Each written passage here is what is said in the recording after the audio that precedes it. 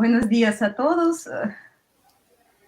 Bueno, les damos la más cordial bienvenida en la nueva edición del seminario de la licenciatura en Literatura Intercultural de la EMES Unidad Morelia de la UNAM. Yo soy Anastasia Krupitskaya y les voy a presentar ahora a nuestra invitada del día de hoy, la doctora Marina Garone, quien nos va a acompañar, ¿no?, durante las próximas 2 horas. Marina Garone es doctora en Historia del Arte por la UNAM y desde 2009 es investigadora del Instituto de Investigaciones Bibliográficas de la UNAM, donde además fundó y actualmente coordina desde 2012 el Seminario Interdisciplinario de Bibliología. Luego, desde el 2014, es investigadora correspondiente del Instituto de Arte Americano de Investigaciones Estéticas de la Universidad de Buenos Aires. Y en 2017 fundó y es co-coordinadora actualmente la Red Latinoamericana de Cultura Gráfica. Es miembro del Sistema Nacional de Investigadores de México, nivel 3, ¿verdad, Marina? Y delegada por México de Society for the History of Authorship, Reading and Publishing, el llamado SHARP, ¿no? Sus líneas de investigación, por lo tanto, son historia del libro, la edición, la tipografía, la cultura visual de México, América Latina, la cultura impresa en lenguas indígenas y las relaciones entre diseño y género. Entonces, te doy la palabra, Marina, que nos hablará hoy, ¿no?, sobre la enseñanza de las lenguas indígenas en la Real y Pontificia Universidad de México y su relación con la producción editorial colonial. Bienvenida. Gracias, Anastasia. Buenas tardes a todos y muchísimas gracias por la invitación. Estoy muy contenta. Esta es una ocasión muy particular porque esta invitación se fue por distintos factores personales y luego los que todos estamos viviendo prolongando, pero bueno, aquí estamos para platicar un rato. Les quiero presentar un trabajo que se vincula, como bien señaló Anastasia, con mis líneas de investigación que tienen ya larga data, arrancaron desde mi tesis de maestría, en esta relación entre las lenguas y la producción editorial. El centro, el foco de mi atención es sobre todo la materialidad del lenguaje escrito de las distintas lenguas, los problemas y las estrategias de notación tipográfica y de edición de las lenguas originarias. Este trabajo que voy a presentar se hizo gracias a la invitación, surgió a partir de la invitación de un colega mío del Instituto de Investigaciones Bibliográficas, el doctor Manuel Suárez, que ha estado desde hace un tiempo trabajando profundamente sobre el patrimonio bibliográfico, el acervo bibliográfico de la Real y Pontificia Universidad de México. Y en ese contexto planeó un coloquio en el cual me puso como gancho qué podía hacer yo entre ese patrimonio y las lenguas indígenas. Entonces fue de alguna manera la excusa perfecta para meterme en un tipo de documentación que no había yo trabajado durante mi tesis doctoral, que fue material del Archivo General de la Nación, justamente los expedientes de cátedras en lenguas que se dieron en lenguas indígenas. Y la pregunta o el interés que tuve al hacer ese trabajo es ver cómo dialogaban los libros impresos, en particular los que se hicieron en náhuatl y otomí, porque fueron las 2 cátedras que tuvo la Real y Pontificia, con la producción editorial. Es decir, cómo si había algún tipo de vínculo desde el punto de vista de la enseñanza y la educación en estas materias y la producción editorial, pensando que una parte de las ediciones tuvieran una finalidad didáctica. Entonces, esa fue como la curiosidad que a mí me dio, además de adentrarme un poco más en el perfil de los oponentes, digamos, de los catedráticos, y ver un poquito la historia de estas cátedras. Mi perfil, por lo tanto, no es en sí el lingüístico, digo, tengo nociones, pero ese no es mi perfil, lo quiero dejar muy claro hasta cuáles son los límites de mi capacidad y mis incapacidades para abordar el tema. Y también tampoco es mi formación la de la historia de la educación en México, o sea, del periodo colonial oeste, sino ver cuál es el papel que juega la producción editorial en distintos escenarios y en este caso, este trinomio universidad, lenguas indígenas y historia del libro. Tengo un texto que voy a leer, pero también quería comentar que con Anastasia hemos conversado que si ustedes tienen posibilidades vía los chats de hacer preguntas y que ella me las pueda decir para que si en algún momento quieren, podemos interrumpir, digamos, la lectura es una lectura larga, pero no es una lectura, digamos, rígida. Entonces, si ustedes quieren en un momento muy particular hacer una pregunta, se puede hacer, se puede interrumpir, y si no, al final ya dialogaremos. Desde 1523, con el arribo de los primeros frailes franciscanos, dio inicio un largo proceso de aprendizaje y enseñanza de las lenguas nativas. Dicho proceso estuvo acompañado de la producción escrita y poco más tarde impresa de textos de diversos géneros, doctrinas, gramáticas, vocabularios, vidas de santos, etc. De manera paralela al estudio de los idiomas y su registro gráfico, se generó un marco legal encaminado a la regulación y organización de las acciones lingüísticas, marco emanado tanto de la Iglesia Católica como de la Corona Española. Una de esas acciones legales corrió a cargo de Felipe II a partir de la información que recibió en la Descripción del Arzobispado de México publicada en 1570. La obra incluyó un listado de clérigos, sus títulos y calidades, así como el conocimiento que tenían de las lenguas locales, y presentaba un panorama pobre sobre el dominio lingüístico con el que se pretendía llevar a cabo las labores de doctrina y administración legal de los pueblos originarios. Con posterioridad a las noticias recogidas en esa obra, en 1578 el rey ordenó, cito, que ningún clérigo que no supiera náhuatl sería autorizado a encargarse de misiones ni parroquias, fin de cita. Finalmente, en 1580 el rey expedía la cédula para crear las cátedras de lenguas en las universidades americanas. De esta forma, el dominio de algunas lenguas locales fue usado por la corona para controlar la distribución de cargos entre el clero indiano y para ello se auxiliaba de las universidades como entidades certificadoras de dichos saberes.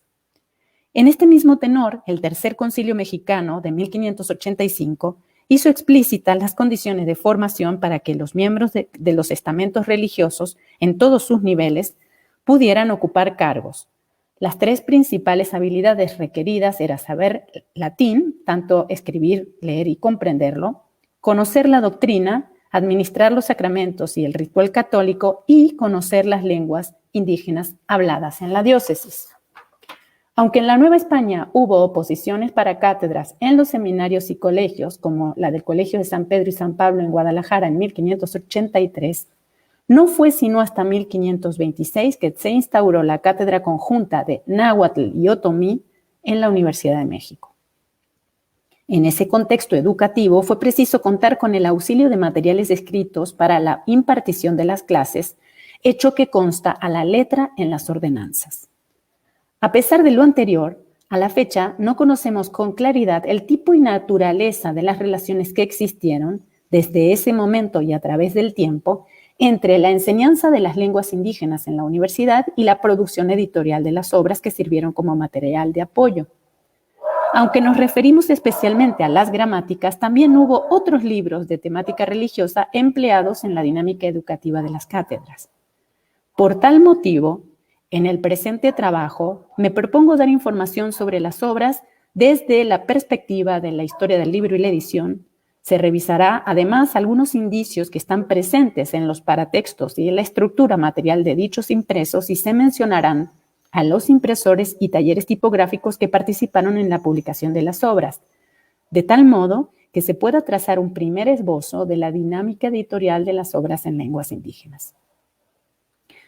El grupo de impresos que consultamos para realizar este trabajo fueron localizados en bibliotecas nacionales y del extranjero y constituyen una parte relevante del patrimonio bibliográfico mexicano. El conocimiento sobre estos objetos es útil no solo para quien esté interesado en la historia de la educación colonial y desea conocer la evolución e historia de las lenguas locales y aspectos de la construcción de las sociedades pasadas, sino también para los estudiosos del libro antiguo americano. Además de los impresos en sí, hemos consultado el expediente de las cátedras en lenguas indígenas de la universidad que está en el Archivo General de la Nación de México.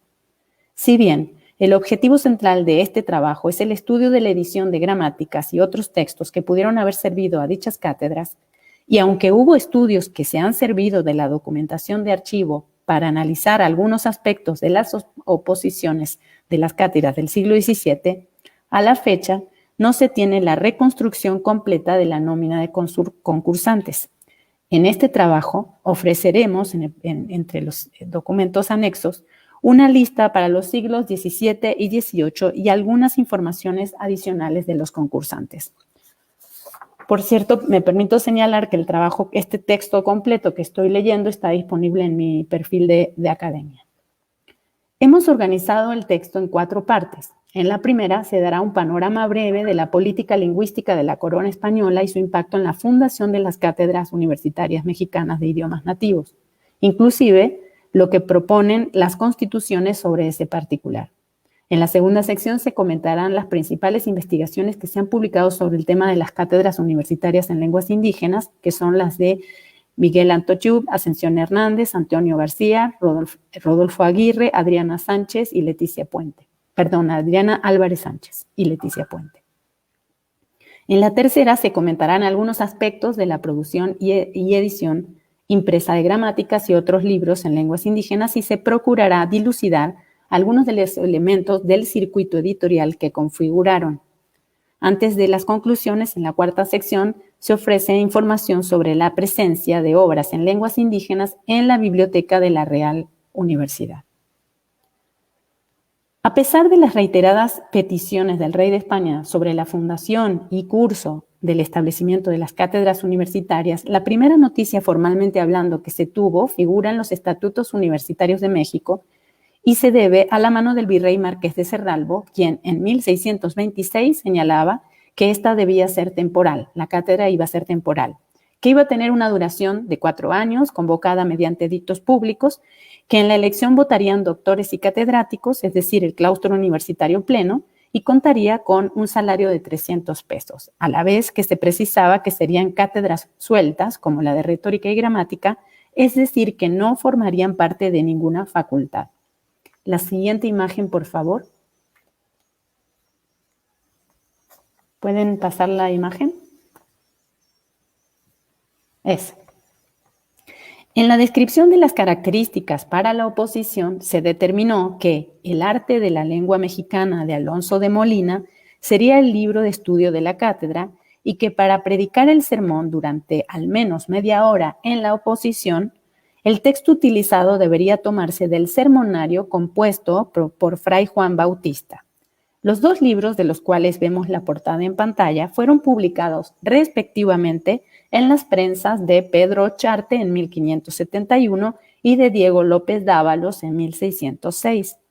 Corresponden ambos textos al impulso de las tareas lingüísticas de los franciscanos, especialmente vinculados con el proyecto educativo del Colegio de la Santa Cruz de Tlatelolco.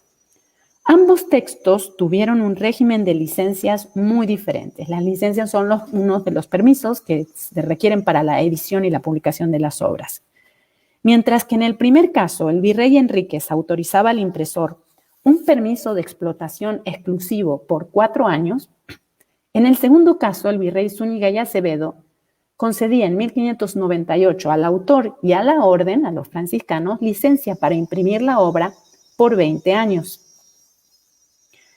Además de quiénes y cómo podían opositar las cátedras, en 1527 el rey estipulaba lo siguiente: ordenamos que el virrey funde e instituya en la universidad de dicha ciudad una cátedra en que se leen y enseñen públicamente las lenguas de que los indios usan más generalmente en aquella provincia, haciendo elección de catedráticos en concurso de opositores y admita solamente a los clérigos y religiosos de la Compañía de Jesús y no a ninguna religión.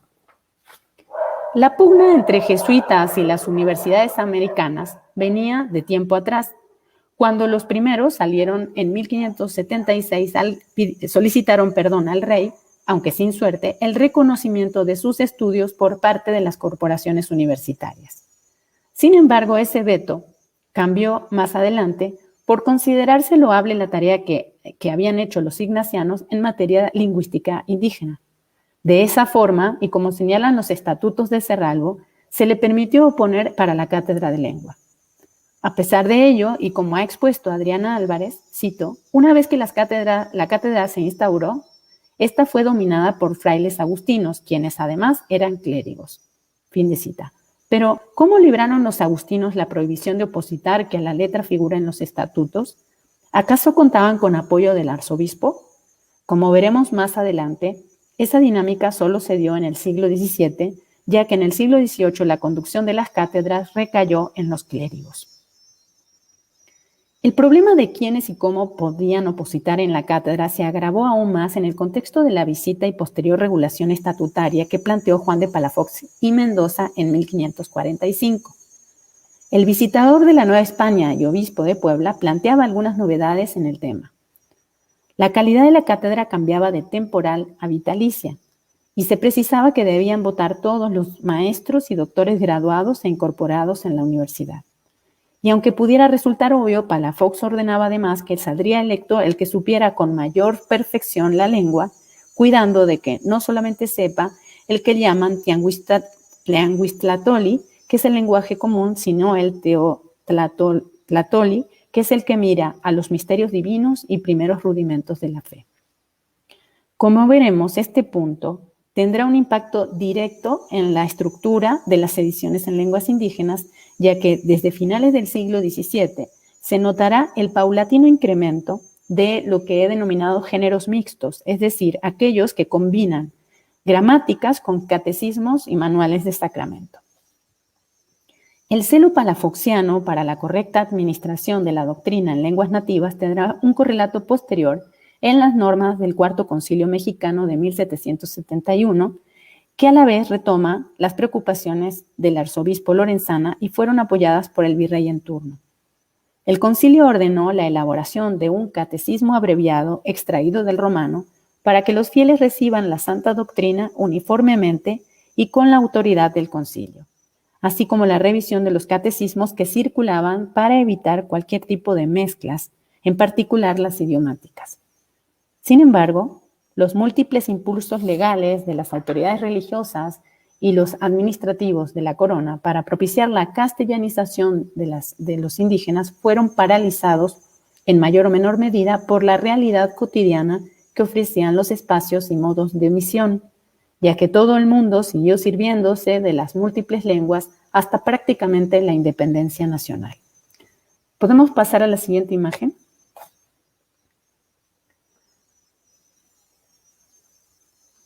Según el orden cronológico de publicación, uno de los primeros trabajos que abordó el aspecto de las cátedras fue el de Miquel Antochú.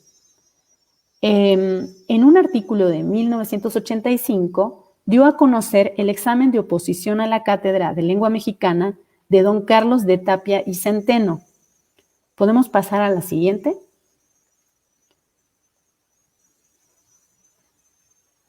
Y sin precisar con claridad los datos, señalaba que había localizado en una colección particular un examen para ocupar la cátedra de lengua náhuatl en la Real y Pontificia Universidad fechado en noviembre de 1749. En este texto breve se exponía a manera de antecedentes las noticias ofrecidas por Cristóbal Bernardo Plaza y Jaén en su crónica sobre la creación original de dicha cátedra para el siglo XVII. Esta es la portada de la gramática que hizo justamente este catedrático. ¿Podemos pasar a la siguiente?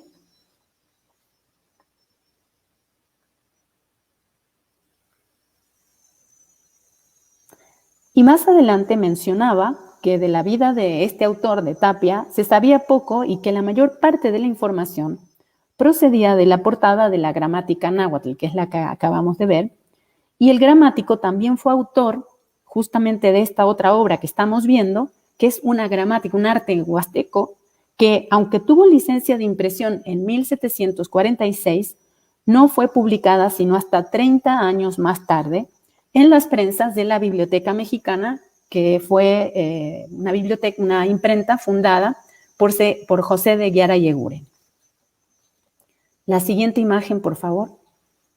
La segunda fuente secundaria conocida sobre el estudio de este tema es Tepuztlacuiloli, impresos en náhuatl, historia y bibliografía, de la doctora Ascensión Hernández, obra que apareció publicada en 1988. La investigadora hace una amplia exposición del marco legal que rigió la política lingüística colonial y precisa el marcado viraje que se dio entre Carlos I y Felipe II. Más concretamente señala la orden de abrir cátedras universitarias para la enseñanza del náhuatl y otomí en 1580, pero que, como vimos, no tuvo efecto hasta 1640. El trabajo de Hernández es especialmente relevante para entender las diferentes concepciones de las estructuras discursivas y organizativas de las ediciones en náhuatl, ya que presenta los matices conceptuales de las ideas educativas y doctrinales de los autores según sus órdenes religiosas de procedencia. Por su parte, en 1989, Antonio García y García trató el tema de las cátedras universitarias de América, poniendo énfasis en la relación que éstas tuvieron con las experiencias medievales en el contexto de la diversidad lingüística entre españoles, judíos y musulmanes, precedente que sin duda influyó en algunas de las decisiones tomadas respecto de las lenguas indígenas de América. El aspecto de la producción editorial de corte políglota, sin embargo, no fue tocado en este trabajo. Rodolfo Aguirre Salvador publicó en 2006 el artículo La demanda de clérigos lenguas en el Arzobispado de México entre 1700 y 1750. Entre los primeros aspectos que se señalan del contexto histórico estudiado es que corresponde a la etapa de bonanza económica del virreinato que tuvo aparejado un aumento en la población, incluidos los de los grupos indígenas y, en consecuencia, el fortalecimiento de sus lenguas. De manera paralela a ese fenómeno se generó un relevo en la administración de parroquias que pasó de estar a cargo del clero regular al secular, hecho que motivó una creciente demanda de órdenes sacerdotales, fundación de nuevos colegios y cátedras para la formación de clérigos, además del fomento del aprendizaje de las lenguas, a contracorriente de la política secular por castellanizar a todos los indios.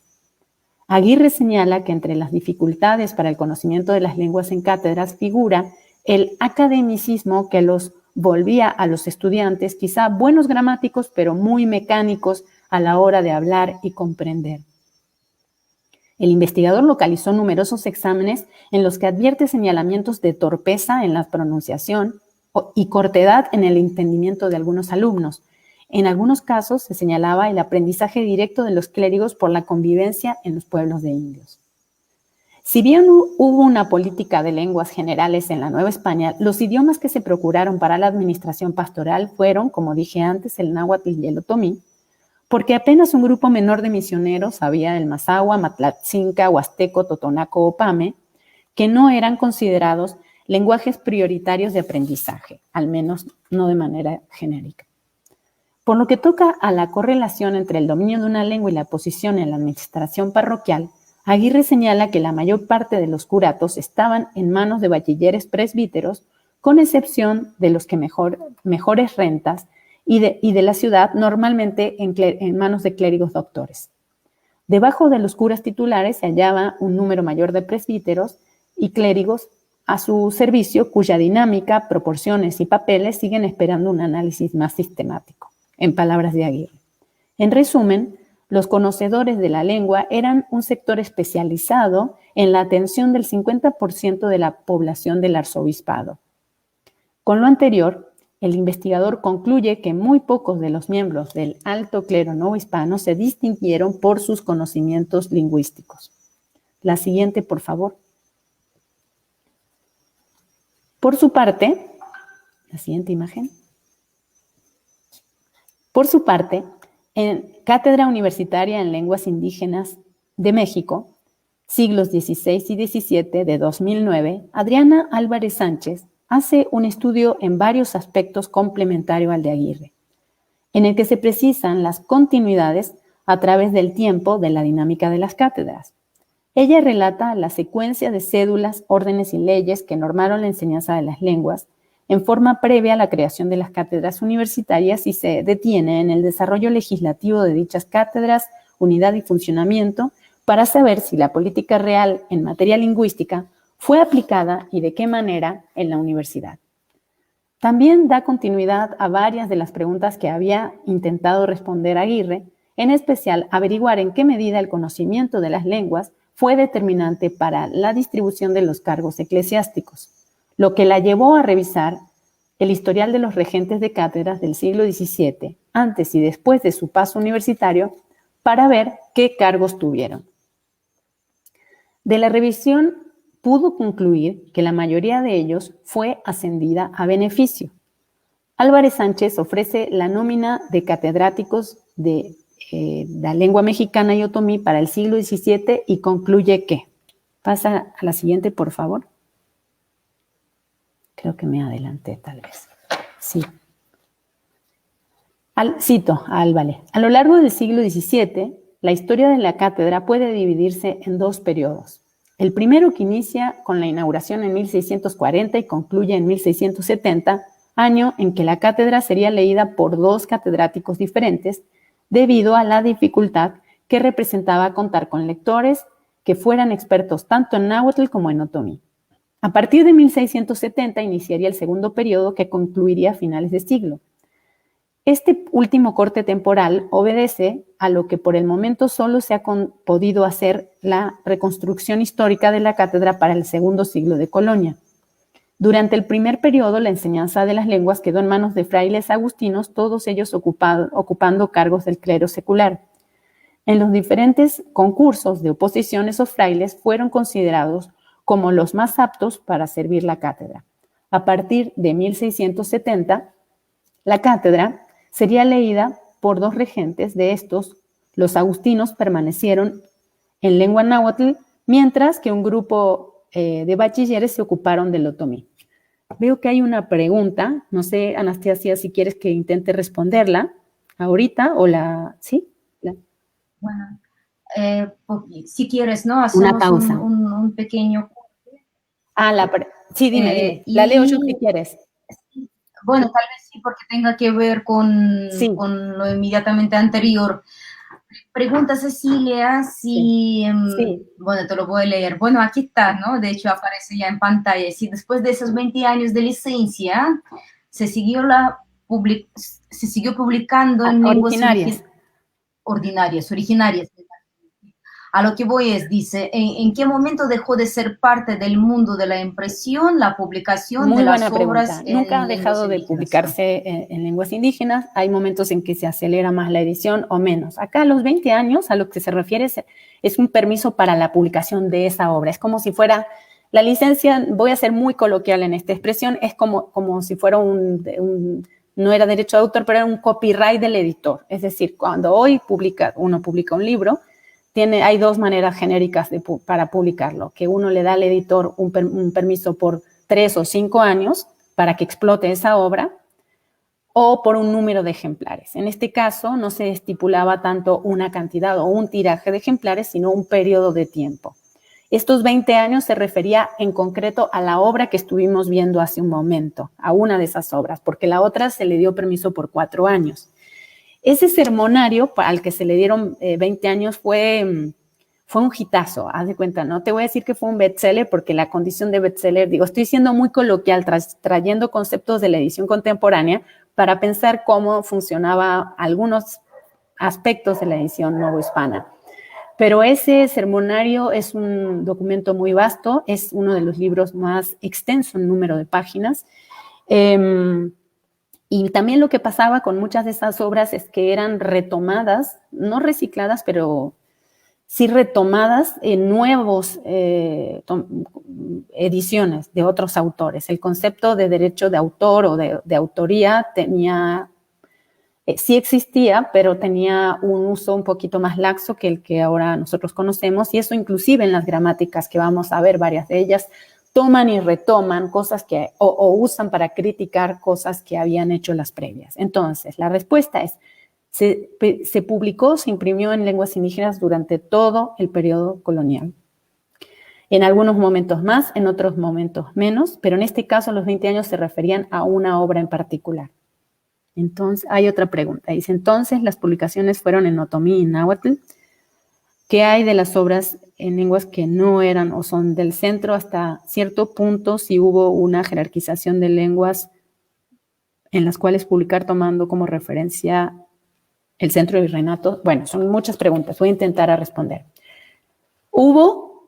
La primera pregunta es si hubo ediciones bilingües en náhuatl y otomí, así la estoy entendiendo yo. Hubo una sola edición bilingüe, es una doctrina del siglo XVI, del padre Vargas. Si no estoy mal, la fecha de publicación es 1576. Pueden ustedes recurrir al sitio Primeros Libros de las Américas, primeroslibros.org, donde hay digitalizados numerosísimas ediciones del siglo XVI, y está esa. Es de un agustino, hasta donde, si no estoy mal, y es una doctrina en náhuatl, castellano y otomí. Es la única edición que tiene conjuntamente el náhuatl y otomí. Ahora, el tema de esta conferencia, y no hay problema que me pregunten otras cosas, es la correlación entre las cátedras de la universidad, que solamente fueron en estas dos lenguas, de la Universidad de México, porque en Guatemala, por ejemplo, sí hubo cátedras en maya, y en Perú sí hubo cátedras en quechua y aymara. En este caso, no hubo para las ediciones universitarias, bueno, usadas en la universidad, ediciones bilingües en náhuatl y otomí, aunque se esperaba que el catedrático sí manejara las dos lenguas. Sí se publicó en muchas otras lenguas que no fueron del centro de México, como vimos antes, Tapia y Centeno, que fue catedrático del náhuatl, publicó en huasteco. Tenemos numerosas ediciones en zapoteco, en mixteco, en purépecha, en ópata, en cora, en mije. Tenemos de muy numerosas lenguas, pero no en el contexto de las cátedras. Es decir, acá, eso no quiere decir que si no hay una cátedra, la lengua no existe, no. O sea, la dinámica editorial en lenguas indígenas para el periodo colonial obedece a una constelación de factores que va desde los concilios mexicanos, lo que estipulan los concilios mexicanos, desde la dinámica interna de las órdenes religiosas, cuando los autores son de las órdenes. Los jesuitas tuvieron una producción en ciertas lenguas que no necesariamente tuvieron, por ejemplo, los dominicos o los agustinos. Es decir, que los factores pueden ser internos de las órdenes, pueden estar en correlación con la periodización de las zonas de misión. Es decir, vamos a ver un repunte en el estudio de las lenguas del norte de México entre finales del 17 y primera mitad del 18, porque es en ese periodo donde se activa la evangelización en esa región. No es que no hubiera antes, pero digamos que hay una correlación entre evangelización y producción editorial o filología indígena. Y también, y es muy importante, que es otra de las cosas que me interesa poner el acento, es que estos libros impresos son objetos comerciales, y en esa medida están elaborados por impresores que cobran por su trabajo, y en esa dinámica de la producción editorial hay factores de patrocinio, es decir, quién financia qué edición, que también son importantes de considerar. No solamente lo financian las órdenes o los autores, sino que a veces están patrocinados por otros actores, inclusive los propios impresores. Entonces, no perdamos de vista también esa esa parte, digamos, del producto editorial. Espero haber Marina, respondido. ya, Sí, ya que nos estamos desviando y se me ocurre otra pregunta también que tal sí, vez nos ayude un poco sí. a sentar esto. ¿Qué sucede con la enseñanza de las lenguas indígenas fuera de la universidad? Bueno, esa pregunta no la puedo responder porque esa parte del estudio no lo tengo hecho. Es decir, cómo se ha enseñado en los colegios, por ejemplo, en los de los jesuitas u otras órdenes, y cómo eso tiene correlación con la producción editorial, no lo puedo responder a cabalidad. Lo vamos a ver, sí, porque lo que estoy haciendo es el recorrido de estas ediciones y ahí vamos a ver cuántas de las ediciones de gramáticas que conservamos son de catedráticos o son de miembros de colegio. Es decir, voy a poder responder indirectamente a partir de la evidencia material. Tenemos indicios para pensar que la mayoría que eran mucho más activos en términos de producción escrita, de autoral al menos, los miembros no de cátedras, no de la universidad. Es decir, estoy adelantándome a la conclusión, pero básicamente vamos a ver que de todos los catedráticos que hubo en el 17 y en el 18, la gran minoría, solo 4 fueron autores de gramáticas, lo que de alguna manera orienta a pensar que la correlación entre enseñanza de las lenguas y espacios y negocio editorial estuvo más orientada a otros lugares que no fueron la universidad. Eso es lo que podría decirte, pero me faltan más elementos para ver por qué ahí hubo patrocinio y no en la universidad. Como patrocinador, pensando justamente en que esto se tiene que pagar. El papel cuesta, la edición cuesta. Eso es lo que podría decir. Bueno, entonces reservo mi otra pregunta para Adelante. cuando lleguemos a las conclusiones. Ok, vale. Entonces voy a retomar, todavía estoy en la faceta de la exposición de la historiografía de los temas, porque realmente para mí es muy importante mostrar de los colegas que previamente se han interesado a esto, qué tipo de preguntas se han acercado, qué han dicho y cuáles son los temas en donde se inserta esta contribución mía, ¿no? Para otros trabajos, sigo todavía con Adriana Sánchez, ella sugería que se debía poner atención entre los vínculos entre catedráticos, el prelado en turno y el resto del cabildo catedralicio, así como proponía que se analizaran la interacción entre los espacios no universitarios de educación, que es justo lo que estás mencionando, de no universitarios, en materia lingüística, como conventos, colegios y seminarios. Y las cátedras universitarias, un poco también ver cómo hay una distribución práctica de funciones, inclusive para la producción de textos. Ya que sin duda dichos espacios, dice, debieron oponer una fuerte competencia a la corporación universitaria. Creo que acá el tema es quién avala, quién habilita y qué tipo de grados se les da, y por esa razón creo que acá tenemos parcialmente una parte de la respuesta de entonces cuál es la necesidad de producir textos escritos. Ella dice que hay que atender eso, justamente, y eso sigue estando como un tema pendiente de análisis, del estudio comparado de la educación durante el periodo colonial de las lenguas indígenas. El último de los estudios que voy a traer a colación es el de Leticia Puente, que se llamó La creación de de cátedras públicas de lenguas indígenas y la secularización parroquial. El texto es de 2009. En él explicaba que uno de los factores que demostraron la instauración de las cátedras en la universidad fue el conflicto por el control de las parroquias indígenas que se dio entre el obispo y el clero regular. Pérez señaló, además, que la cátedra no respondía a los intereses de la Real Universidad porque aumentaba la competencia en el ámbito lectivo y atentaba contra su independencia en los estudios novohispanos. Su ensayo aporta numerosos datos y revela el juego de poderes que se ejerció en torno a estas cátedras. Además, señala otro aspecto del tema que aún debe ser analizado, como por ejemplo, saber cuáles fueron los mecanismos, criterios y el peso de los dictaminadores en los procesos de oposición.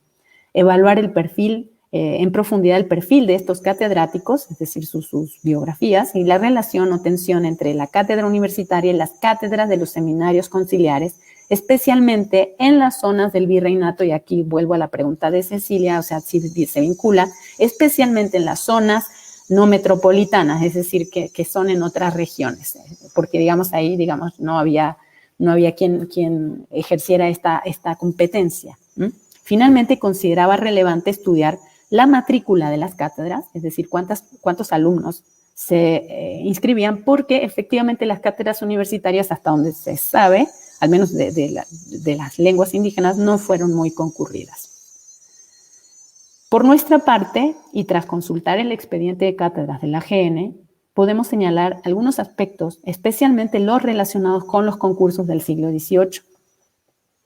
En el periodo que cubre el expediente, hubo 10 catedráticos para la lengua otomí, todos con grados de bachiller, desde Francisco Purón, quien la ganó en 1701, hasta Manuel Gómez Sánchez y Mendoza, que la obtuvo en 1782. En relación con el estado de pertenencia, hay presbíteros, diáconos domiciliarios y subdiáconos. El concurso más competido fue el de 1764, al que asistieron 5 participantes. De los 10 concursos que conocemos del siglo XVIII, solo 4 obtuvieron un único opositor. Las vacantes por la apertura de concursos se dieron por renuncia del detentante en la mitad de los casos, en 5. En 4 ocasiones la causa fue la muerte del propietario y solo uno de los propietarios dejó la cátedra por ascenso, es decir, por tener un mejor puesto. De la lectura del expediente es posible señalar que al menos la cátedra de otomí no parece haber sido un paso previo a la obtención de ascenso, hecho que sí se había señalado para el caso del náhuatl en el siglo XVII, tras la división de las cátedras en 1670. Durante el siglo XVIII hubo 9 catedráticos de náhuatl en la universidad, 6 de los cuales fueron bachilleres y otro doctor en teología. De los otros restantes no se indica con precisión el grado. Uno declaró ser de la orden agustina y otro de la mercedaria, otros 3 señalan ser clérigos y el resto no menciona adscripción. Las causas de apertura de concurso fueron en 5 casos, en 5 de los 9 casos por muerte de quien ostentaba el cargo, otros 2 por renuncia, uno por jubilación y otro, en otro caso, se menciona el ascenso como causa. Aunque en el expediente de los concursos del siglo XVII y XVIII se señala específicamente qué lectura de los textos religiosos se solicitaron a los participantes, no se hace referencia a ninguna gramática. Ahora vamos a adentrarnos al circuito editorial de estas gramáticas. No es casual que en esta sección nos referimos al circuito editorial, ya que retomamos en un sentido general un planteamiento que fue particularmente fértil para los estudios del libro. Me refiero a la propuesta de 1982 que hizo Robert Darnton cuando planteó analizar un caso de estudio y estableció los factores de un circuito de comunicación como marco de referencia para interpretar un momento de la cultura escrita. La estructura del esquema que presentó le permitió trazar las interrelaciones entre los procesos de producción del libro, los participantes en esos procesos y una serie de fuerzas externas, concretamente las sociales, económicas, legales y culturales. El modelo de Darnton está integrado por 6 etapas y se centra especialmente en los agentes más que en los libros en sí. Por ello, luego de haber planteado en líneas generales el panorama histórico de la política lingüística en la Nueva España, ofrezco un esbozo historiográfico de las cátedras de lengua que nos adentramos ahora a la producción impresa, principalmente de gramáticas, tomando parcialmente en consideración la propuesta del historiador que acabo de mencionar y complementándola con comentarios sobre la materialidad de las ediciones. El abordaje de estos libros se puede hacer o bien en orden cronológico de publicación o bien separando las ediciones de académicos de las producidas en contextos no universitarios. Optamos por el primer modo, ya que permitirá apreciar la articulación de las obras que circularon en la Nueva España con la autoría de las mismas. Hay que señalar que en la historia de estas ediciones, que inician en el siglo XVI, con el impreso que estamos viendo, que es el arte del franciscano Alonso de Molina de 1571, que tuvo otra edición en 1576, y la que vemos al costado es el arte del jesuita Antonio del Rincón, publicada en 1595, que surgió esta edición del ímpetu de las dos órdenes más activas en materia lingüística en el siglo XVI, aunque en momentos distintos de la política lingüística sí se las analiza en relación con los acuerdos conciliares. En particular, la segunda obra, salida de la prensa de Bali, que es la que tiene el monograma de la compañía, pronto se convirtió en el libro de cabecera para el estudio del náhuatl entre los alumnos del colegio de Tepotzotlán y estuvo en uso hasta que apareció la gramática o arte de Horacio Carochi, que fue publicada a mediados del siglo XVII. En la licencia que otorgó el conde de Salvatierra a Carochi, no indica vigencia del permiso de la publicación, pero señala con claridad que la impresión fue costeada por el Colegio de San Pedro y San Pablo de México. Ahí vemos uno de los patrocinadores, del que Carochi era rector al momento de la publicación. Es decir, es un guiño interesante ver que era arte y parte, ¿no? Digamos que se autofinanció su edición. La siguiente, por favor. Sin embargo, 3 años antes que la del florentino, la de Carochi, porque Carochi era florentino, apareció la gramática náhuatl del agustino Diego de Galdo Guzmán, quien fue el primero en ocupar la cátedra universitaria en náhuatl y otomí. Él la ocupó conjuntamente. Como sugiere Ascensión Hernández, es posible que sus labores docentes hubieran propiciado la redacción de la obra, y para realizarla siguió a las gramáticas, y los dice en los paratextos, la de Molina y Rincón, que son las dos que acabamos de ver sus portadas. La siguiente, por favor. Esa que estamos viendo es la gramática de Carochi. La edición se dio a la luz pública en las prensas de Paula de Benavides, viuda de Bernardo Calderón, que además de esta obra publicará otras varias más en lenguas indígenas, como el Manual de Santos Sacramentos de Sáenz de la Peña, el Vocabulario Manual de Arenas, el Arte de la Lengua Maya de Fray San Buenaventura, todas estas, obvio, en el siglo XVII. En el permiso del virrey, fechado el 12 de enero de 1641, se señala que se otorga licencia exclusiva, es decir, un privilegio, al autor por un lapso de 10 años para que imprima en cualquier taller de la ciudad. Es decir, acá el permiso, a diferencia de otros que vimos, no es al impresor, sino al autor. Como vemos, hay una variación en el tipo y gestión de permisos. Volviendo al entorno franciscano, la siguiente, por favor. Vamos a ver a Agustín de Betancourt, que publicó su gramática en 1673 y que incluye, además de la gramática, un breve manual de sacramentos y un catecismo. Esta obra salió del taller de Francisco Rodríguez Lupercio, y este autor, el gramático, para entonces era predicador jubilado y ex lector de teología, preceptor de lengua mexicana y vicario de la Capilla de San José de los Naturales. El libro contiene el parecer, que es una opinión, de Fray Damián de la Serna, quien era catedrático de la lengua indígena en la universidad. Es decir, no lo vemos como autor, pero lo vemos como, digamos, como una suerte de dictaminador. La siguiente, por favor.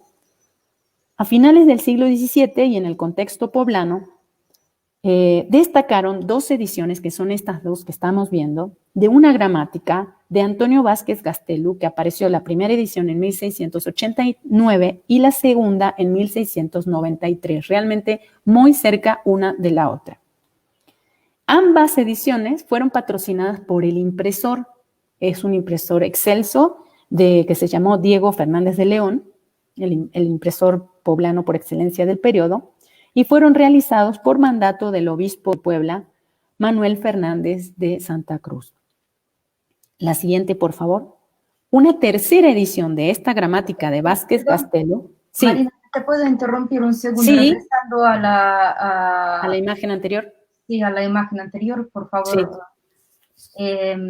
Y a este insigne realmente impresor, ¿no? Diego Fernández de León. ¿Cómo llegas a la conclusión de que él fue quien patrocinó la Porque lo publicación? dice explícitamente, no alcanzó a ver por la cercanía ahora, pero en el pie de imprenta, que es abajo de su escudo de armas, que de hecho es el único impresor que usó marca tipográfica en portada, él está dicho a la letra, no es una conjetura.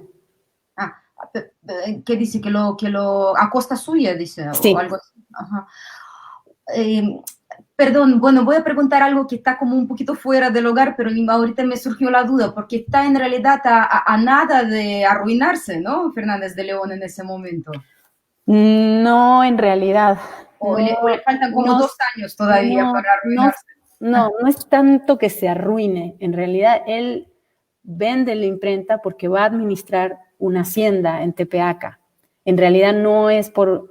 Él permanentemente, todo el tiempo, estuvo pidiendo préstamos a, a los grupos religiosos de Puebla para mejorar y ajuarear su imprenta. Era un verdadero sibarita de la tipografía, compraba lo mejor que había en el mercado, se conocen sus listas de pedidos de letra flamenca, y permanentemente pedía eso, pero no podría decir en sí que estuviera arruinado, porque de hecho, después de la empresa de Tepeaca, él vuelve y compra nuevamente su imprenta, que pasó primero por Villarreal y luego por Guevara, que son dos capitanes y sus herederos. En realidad, la dinámica de préstamos que algunos impresores piden es un tema que sería importante volver sobre él en términos de qué tanto es capaz de endeudarse un impresor y cuáles son los motivos. En este caso, me parece que su apuesta comercial, su visión de que este era un género susceptible de ser vendido y no estuvo equivocado por el hecho de que hubiera 2 ediciones tan próximas. Y además hay otros elementos que permiten pensar que él no era poco inteligente en sus negocios, o mejor dicho, que sí era inteligente, es que él tenía el privilegio para la publicación de cartillas y luego del libro cuarto de Nebrija. Entonces, digamos que él encontró nichos editoriales que son el caballito de batalla que le permite a una imprenta tener un revolvente más o menos activo. Eso es lo que yo podría decir.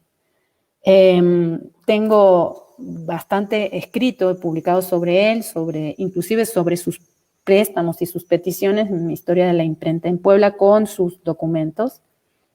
Con los documentos, el libro está digitalizado, disponible en la sección de libros digitales del Instituto de Investigaciones Bibliográficas para quien quiera adentrarse en este personaje, que es verdaderamente fascinante.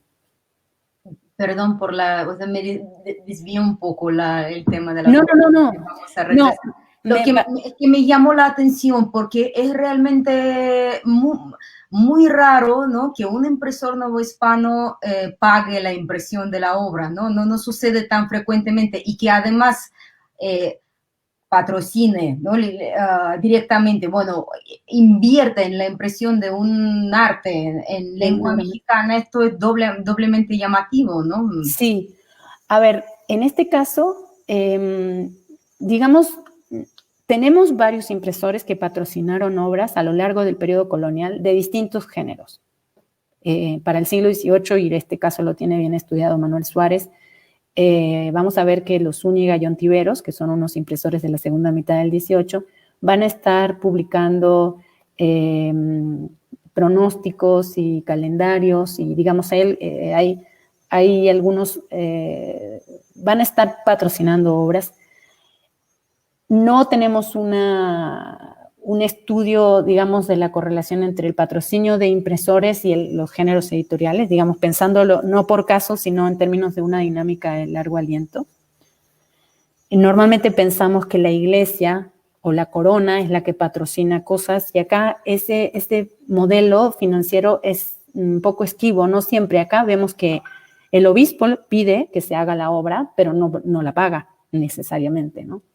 Entonces, ese tema sobre los aspectos financieros de las ediciones por género editorial es un tema que amerita un trabajo de economía del libro colonial que todavía está pendiente, que correlacione los costos de los papeles, las informaciones que tenemos por los inventarios de librerías de a cuántos estaban vendiendo qué obras en qué momento, correlacionarlo con el costo de la vida, o sea, qué tan caro o qué tan barato era comprar un determinado libro. Tenemos muy pocos estudios hechos en México sobre economía del libro, para géneros en general, o sea, no estamos hablando solo de lenguas indígenas. Es un tema que amerita que alguien le entre, que nos dé luz sobre la prosperidad o no, o sobre el margen comercial que implicaba tener una imprenta. Pero si vemos que en algunos casos la licencia, y tenemos esos indicios por los paratextos, se le da al impresor y no al autor o la orden, es un indicio secundario de que ahí el impresor estaba haciendo una apuesta importante. Y en algunos casos vemos que se afianzan en ciertos géneros editoriales. En el caso de Diego Fernández de León, y yendo al tema de las ediciones en lenguas indígenas, él va a ser de sus primeras ediciones, 1683, es una gramática en lengua tarahumara. Digamos, él se estrena como editor con una obra en lengua indígena, una obra de un jesuita, pero en una zona de emisión muy lejana. Mi hipótesis de que él sea el impresor es que el jesuita era poblano y yo creo que le dio nostalgia de su terruño y que por ahí le hubiera quedado más cerca imprimirla en la Ciudad de México, pero va con él.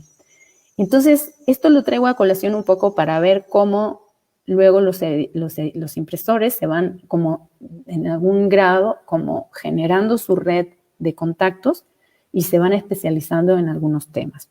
Pero volviendo a tu comentario, Anastasia, creo que amerita un estudio más detallado, el de la economía del libro novohispano.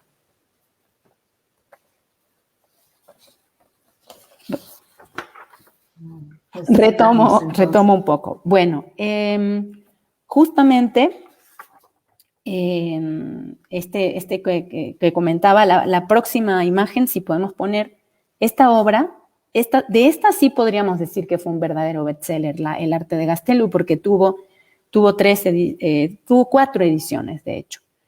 Esta es la tercera, que se publica en 1726, y la siguiente, por favor, creo que hay una más de esta.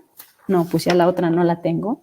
Se publicó en 1756, es decir, es esa y y otro que es el vocabulario manual de Arenas, que es en náhuatl, que es como un pequeño pequeño libro de preguntas y respuestas y de cómo se dicen tales cosas en náhuatl para el uso de viajeros y demás, que tuvo, hasta donde ha podido documentar Ascensión Hernández, 14 ediciones. Son como las 2 obras que más ediciones tuvieron en lenguas indígenas. Eso sí es bastante más raro. Esta que estamos viendo acá es otra obra, es la que coincide justamente con estas ediciones angelopolitanas, las publicadas en Puebla. Es una gramática regional que tiene un vocabulario y también un manual de sacramento, y su autor fue Juan Guerra. Esta obra fue publicada por la viuda de Rodríguez Lupercio y es el arte de la lengua mexicana según la acostumbran hablar los indios en todo el obispado de Guadalajara, parte del Guadiana y Michoacán. Se hizo por orden de Fray José Alcaraz, ministro provincial de la provincia de Santiago de Jalisco y definitorio en capítulo intermedio, y se dedicó justamente a la provincia de Jalisco. Creemos que el mandato de composición puede entenderse, en este caso, o sea, la orden de que se publicara, puede entenderse en este contexto como un indicio de patrocinio, aunque por otro lado es cierto que en el contexto poblano un mandato similar no implicó el financiamiento de la obra. Por otro lado, observamos una incipiente continuidad de la imprenta de la familia Lupercio para la publicación de 2 gramáticas de franciscanos, tanto la de Betancourt, que vimos antes, como la de Guerra, que es esta que estamos mirando. Hecho que se refuerza con otros elementos, un elemento quizá casual. Betancourt es quien realiza la aprobación de la edición de este libro que estamos mirando. Es como hay un diálogo entre ediciones que además están publicadas en un mismo taller. Si podemos pasar a la siguiente imagen, por favor. En 1713, otro agustino, Manuel Pérez, catedrático de idioma en la universidad, saca a la luz 2 obras de los talleres de Francisco Rivera Calderón. Primero publica El Farol Indiano, que es un manual de sacramentos y guías de cura en náhuatl dedicado a San José, y luego publica este, que es El arte en idioma mexicano. Además de esas obras, en 1723 publica El Catecismo Romano en náhuatl y castellano y, al igual que El arte, lo dedica a la provincia del Santísimo Nombre de Jesús. A pesar de ser catedrático, es importante señalar que no hay ningún indicio textual o material en la edición de la gramática que nos permita señalar que hubo alguna clase de mediación de la corporación universitaria para la publicación de la obra. ¿Podemos pasar a otra imagen? Solo 4 años más tarde que Pérez, Fray Francisco de Ávila publica su gramática, que contiene también un manual de sacramentos, en la casa de los herederos de la viuda de Miguel de Rivera y Calderón. En los textos preliminares advierte que ha enseñado la lengua por 20 años y que para realizar esta obra se ayudó de las anteriores. Vamos a empezar a ver, sobre todo en las del 18, que tienen esa reflexión. La edición está dedicada a José Pedraza, que era vicecomisario general de la Nueva España, y cuenta con el parecer del catedrático Manuel Pérez, aunque no hallamos, como digo, tampoco indicio de patrocinio por parte de la universidad. La siguiente, por favor. Como vimos en el apartado apartados anteriores, el catedrático de la lengua Carlos de Tapia Centeno dio a la luz el Arte Novísima de Lengua Mexicana, donde indicó que para realizarla se basó en las gramáticas de Pérez, Betancourt, de León, Galdo, Carochi, Vázquez Gastelu, Ávila y Castaño. La obra fue publicada en 1753, a solo 4 años de haber ganado la cátedra, y salió del taller de Rosa Teresa de Poveda, la viuda de Bernardo de Ogal. Teresa fue una activa impresora que elaboró entre 1741 y 55 y fue particularmente conocida por haber publicado en diversas lenguas indígenas, como el tepehuano, el maya yucateco y el náhuatl.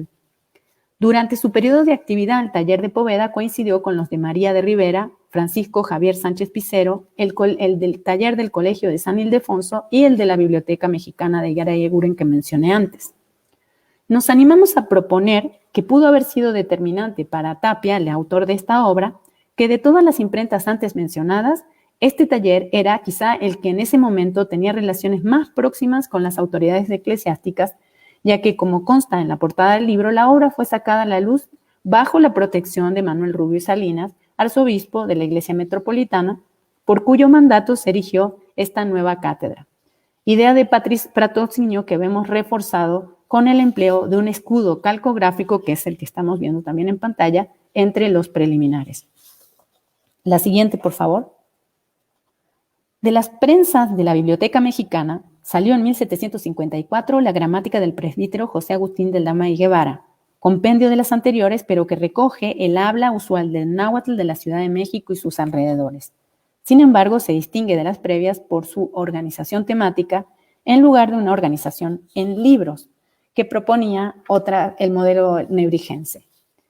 La obra lleva el parecer de José Buenaventura, quien tuvo la cátedra de esa lengua entre 1741 y 48, cuando renunció para ascender. Pasamos a la siguiente, por favor. A finales de la década de los 50 del siglo XVIII, el jesuita Ignacio Paredes publica el Compendio del Arte de la Lengua Mexicana en las prensas de la Biblioteca Mexicana, al igual que lo había hecho Aldama. En la razón al lector, en el texto que escribe al lector, explica que la publica por, cito, haberse escaseado el arte de Carochi y a la fecha alcanzado precios elevados como de 12 o 15 pesos, fin de cita.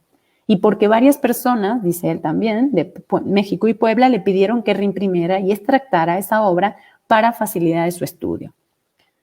La obra está dedicada a San Ignacio de Loyola, como vemos también tiene ese frontispicio, y uno de los pareceres lo da Tapia y Centeno, que fue catedrático. Resulta además interesante los avisos en las páginas preliminares que permiten suponer que el patrocinio de la impresión procedió de la misma compañía o las gestiones del autor. Cito: a petición de algunas personas a quienes debo de atender y aún rendidamente obedecer, estoy disponiendo el tomo castellano de Pláticas y Sermones, que podrá mucho servir universalmente a todos y especialmente a los que tuvieron el tomo mexicano, y se dará a la pública luz cuando se proporcionen los medios necesarios para su impresión. Hallaráse así este arte como el Catecismo y tomo de Pláticas y Sermones Mexicanos y del Espíritu Santo y San Ignacio de la Puebla, todos de la Compañía de Jesús. Fin de cita. O sea, bastante autopromocional el señor Paredes. La siguiente imagen, por favor. El presbítero Jerónimo Tomás de Aquino Cortés y Cedeño publica en 1765 en las prensas poblanas del Colegio Jesuita de San Ignacio un arte vocabulario y confesionario en el idioma mexicano como se usa en el Obispado de Guadalajara, destinada a sacerdotes. Se suma así a la que habíamos visto de Guerra en cuanto a gramáticas que reflejan las variantes de la lengua, las variantes regionales de la lengua. La siguiente, por favor. La última impresión de una gramática náhuatl durante el periodo colonial la hizo el mestizo Rafael Sandoval y sale de las prensas de Manuel Antonio Valdés en 1810. La obra es relevante por la defensa que hace del adoctrinamiento en lengua náhuatl en respuesta a la cédula real de 1770, en la que Carlos III mandó que se abolieran las lenguas indígenas a favor de la prédica en castellano. La siguiente, por favor. El libro contiene, además de la gramática, la doctrina breve del padre Paredes y un alabado del bachiller de la Mota. La siguiente, por favor.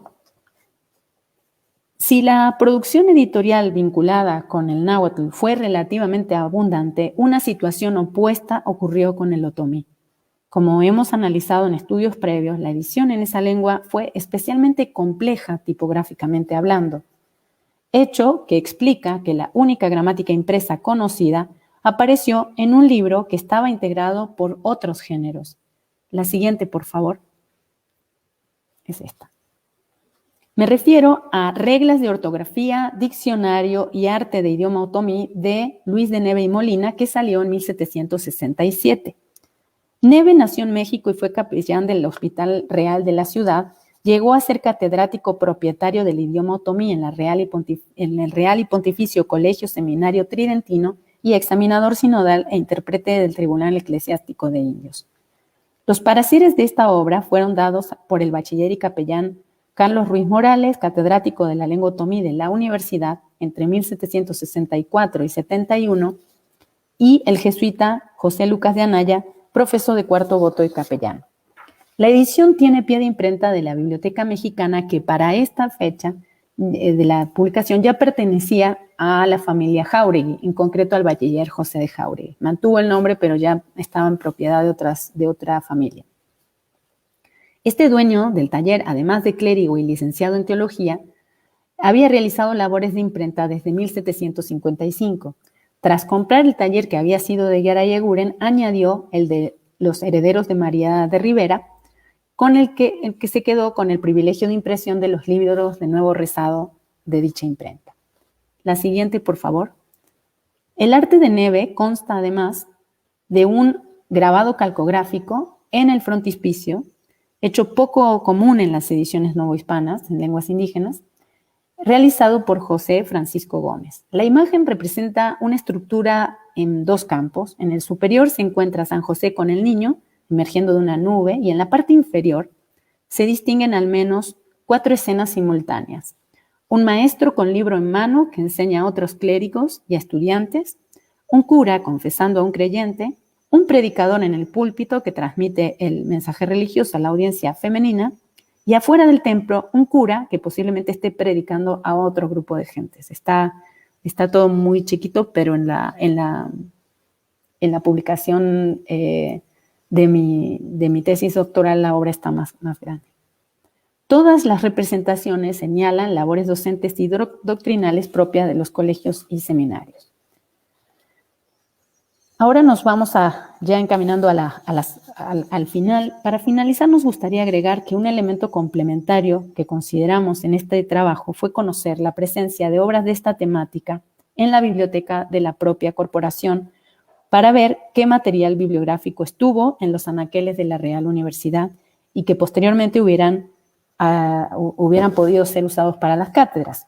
Gracias a la ayuda del doctor Suárez, quien justamente llevó a cabo este proyecto de la Biblioteca de la Real Universidad, pudimos constatar que en la biblioteca, cuyo acervo es heredero, entre otros, de la colección colonial, existen algunos libros que por su marca de fuego nos permiten saber que formaron parte del acervo de la corporación colonial.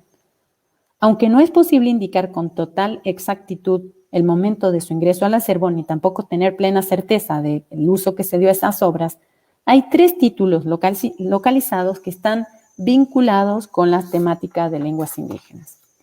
Por el orden de antigüedad de esas obras se tratan del Tesoro Espiritual de Pobres en Lengua de Michoacán de Maturino Gilberti, publicado en México por Antonio de Espinosa en 1575, el Diccionario en Otomí, que es un manuscrito que no cuenta con marca de fuego, pero sí con un sello de la Nacional y Pontificia Universidad de México, y que no presenta otros rasgos materiales que pudieran indicar procedencia o propiedad, y un ejemplar del Prontuario Manual Mexicano de Paredes, como mencioné antes, publicado por la Biblioteca Mexicana a mediados del 18.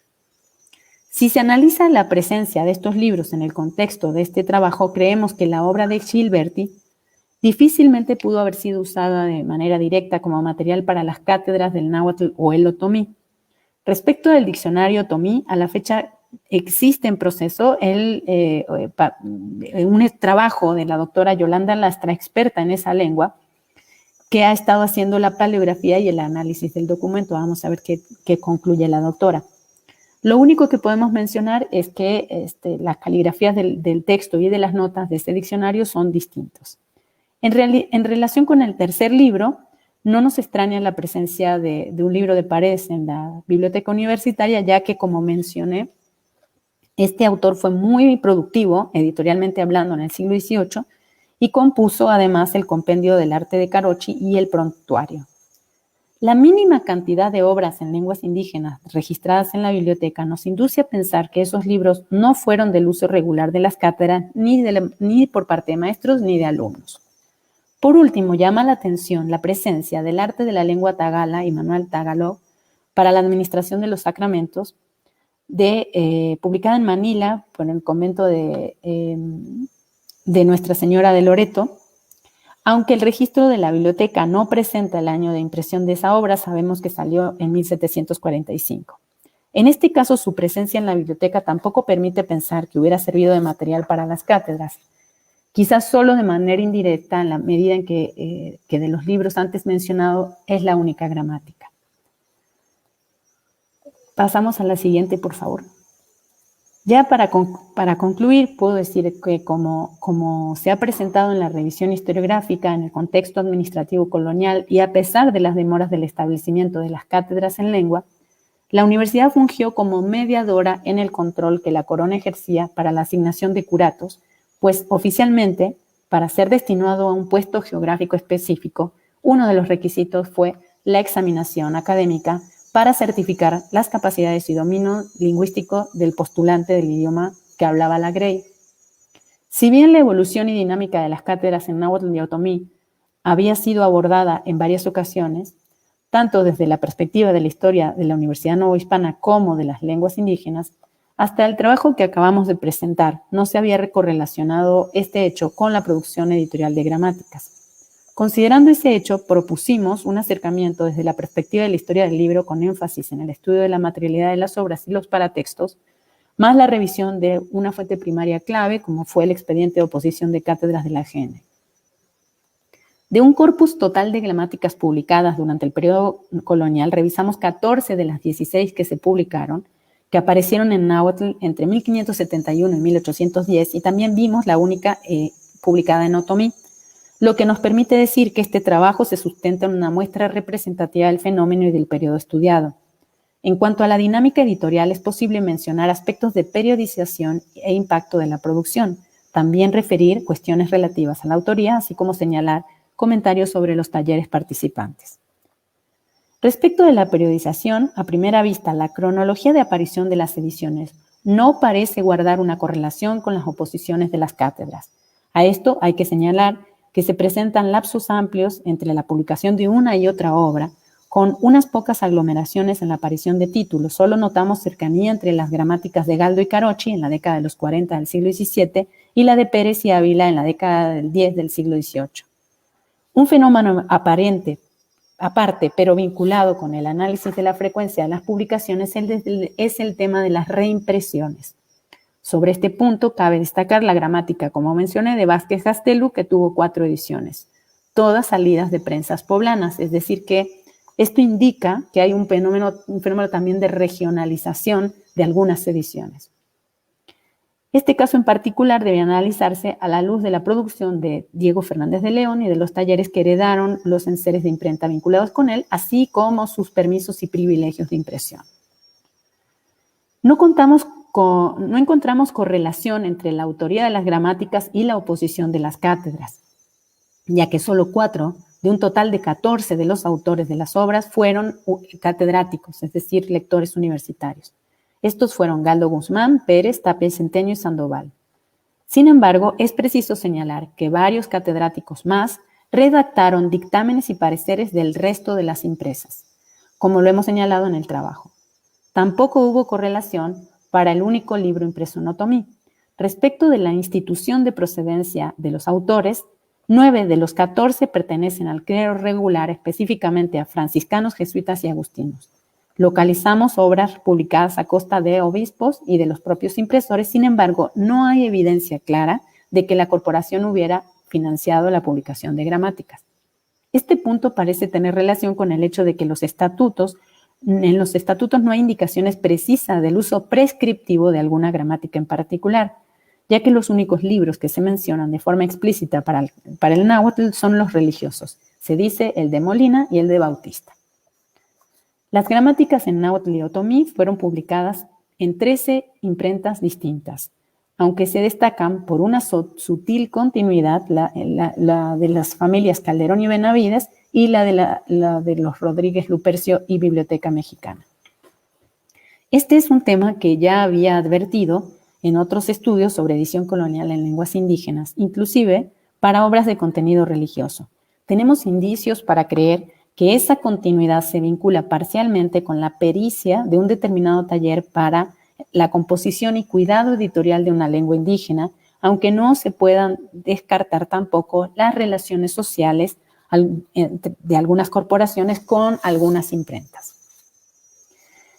En estudios futuros, si tendríamos que plantear o proponer una agenda, o que todo lo que queda pendiente más lo que se le ocurra a la gente, en estudios futuros y para lograr un conocimiento integral de la dinámica editorial de estas obras y su uso en los distintos espacios educativos, tanto universitarios como no universitarios, será preciso analizar si hay una correlación entre la publicación de las gramáticas y la asignación de privilegios del libro cuarto de Nebrija. Creo que este es un importante punto porque tiene que ver con el combo mínimo para el estudio de las gramáticas. Es decir, si existe un efecto de retroalimentación recíproca que potencie la producción de obras gramaticales, considerando fundamentalmente la perspectiva del negocio editorial. También creemos que se podrían analizar los patrones de dictaminación y patrocinio de las gramáticas publicadas en colegios y seminarios, que es justo lo que señalaba previamente Anastasia, ya que la mayoría de las obras publicadas emanaron justamente de espacios no universitarios. Asimismo, creemos que sería conveniente revisar los libros surgidos en otras cátedras, tanto para las lecturas como para las oposiciones, así como la publicación de certámenes, tesis y actos universitarios.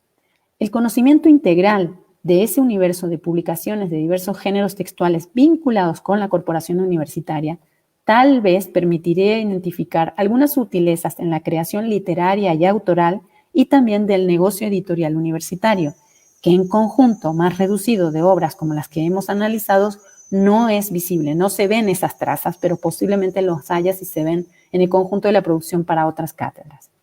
En última instancia, podría ser interesante saber cuál fue el auténtico papel de la universidad en la promoción de las publicaciones, en qué forma se llevó a cabo cuando este realmente se hizo, con qué imprentas novohispanas prefirió trabajar la corporación a lo largo del tiempo y por qué. Este trabajo ofrece una parte de las respuestas a esas preguntas para el grupo de impresos analizados. Podemos afirmar que la universidad y las cátedras no fueron agentes determinantes en la impresión de gramáticas durante el periodo colonial. Esperamos que las preguntas que dejamos planteadas y los cauces de indagación que hemos propuesto desde esta perspectiva material, de análisis de los paratextos y también del patrimonio bibliográfico que se conserva en distintos acervos, empezando por la Biblioteca Nacional, continúen siendo explorados, de forma tal que se pueda configurar una imagen global no solo de los usos de los libros en la universidad colonial, sino también de la relación del negocio de la edición vinculado con un espacio educativo de singular importancia para la vida de México. Y eso sería todo de la lectura. Podemos poner en muchas gracias. Muchísimas gracias, Marina. Vamos a invitar a los que nos están viendo que nos comenten, por favor, pasen sus preguntas. Bueno, mi pregunta es, dice Bianca, ¿considera que en el periodo independentista hubo menos producción editorial en lenguas indígenas? Esta es una buena pregunta, ¿no? Muy buena. ¿Cambió completamente la política editorial en lenguas indígenas? Sí. Y sí me atrevería a decir que cambió en cuantitativa y cualitativamente. Y además cambió tecnológicamente. Es decir, hubo un cambio en todos los órdenes. Tengo muchas ganas de entrarle al estudio del libro en lenguas indígenas para ese periodo. Es algo que voy a hacer, quizá en una otra reencarnación, pero de todas maneras voy a tratar de responder esa pregunta. Sí hubo una reducción porque perdón, no te oigo. Sí, porque me puse en silencio. Vamos a asociar esa pregunta con la siguiente, ¿no? Que hace Bianca, ¿no?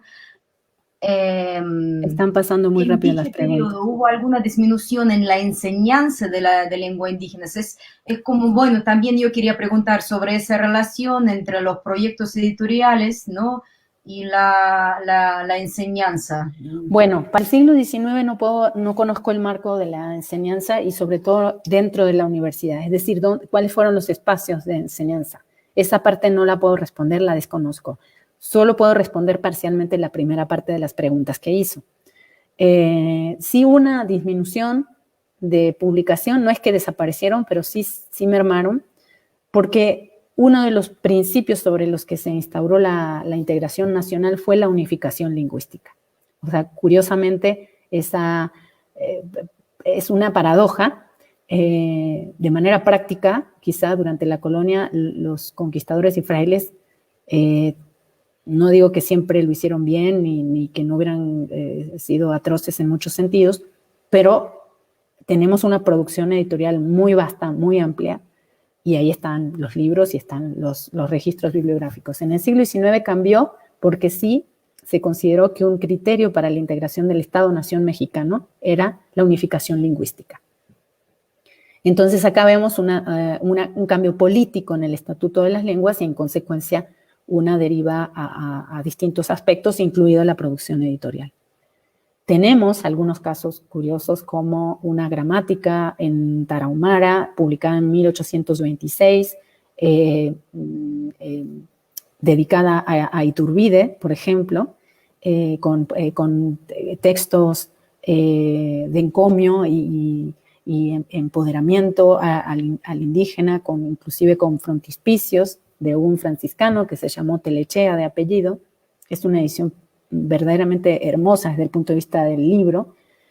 Y tenemos también esta transformación en los modos de producción.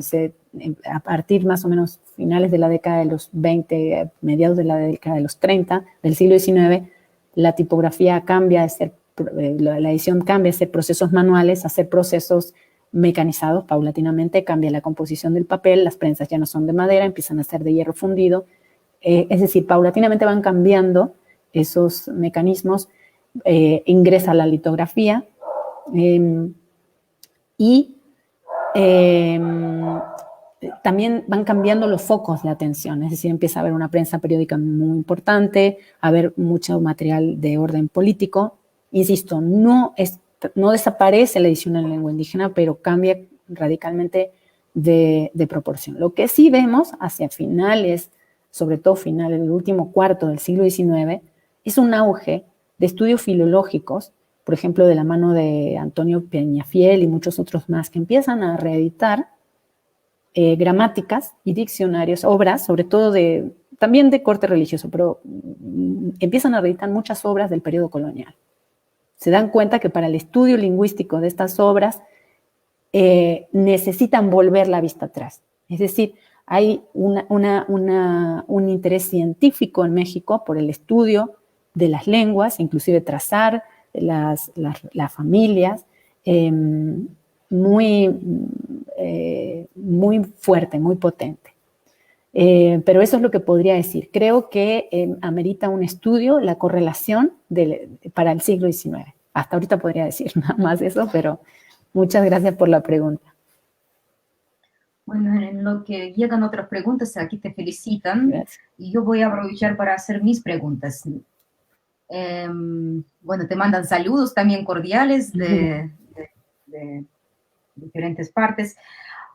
Bueno, yo acudiendo también a tu conocimiento en general, como llevas trabajando ya, ¿no?, desde hace mucho tiempo y has publicado libros, has recibido premios, ¿no?, sobre, en relación con tus estudios sobre la impresión de libros en lenguas indígenas.